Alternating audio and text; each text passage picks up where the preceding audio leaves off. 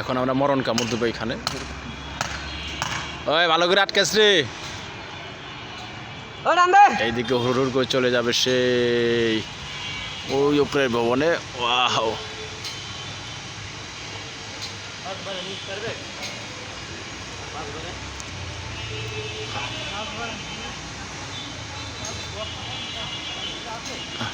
ওই ফোন ধরে নাকি